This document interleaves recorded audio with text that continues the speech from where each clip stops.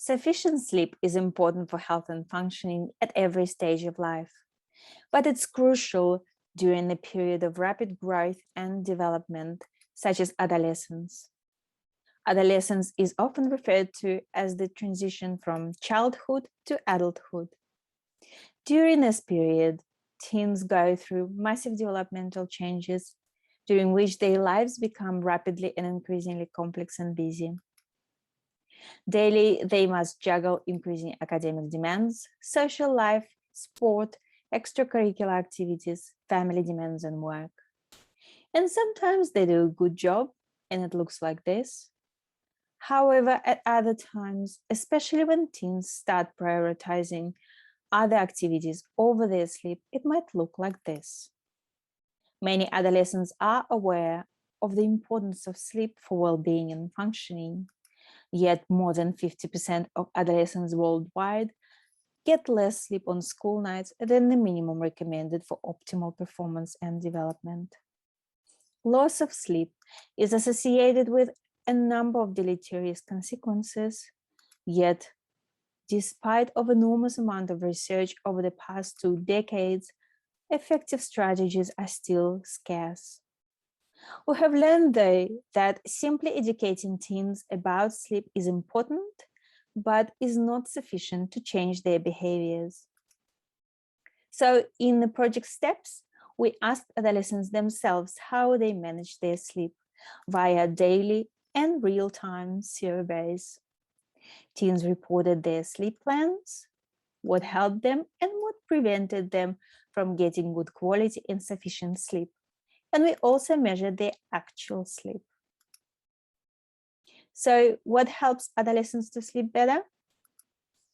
Creating good sleep environment, following body cues, avoiding food and drinks that interfere with sleep, and managing thoughts and emotions frequently helped most of our teens to achieve better sleep. Fewer teens, though, used strategies requiring organization and planning, such as following consistent routines and bedtime planning, particularly on non-school days. And fewer still avoided activities interfering with sleep and used sleep tools. Apart from two, teens who used these strategies had better sleep. Despite using facilitators, more than half of our teens reported frequently not getting good sleep because of pre-bed activities and inconsistent routines. Thoughts and emotions interfered with sleep of a third of our teens on school days, and only a few did not get good sleep because of other barriers. Encountering most of these barriers led to worse sleep.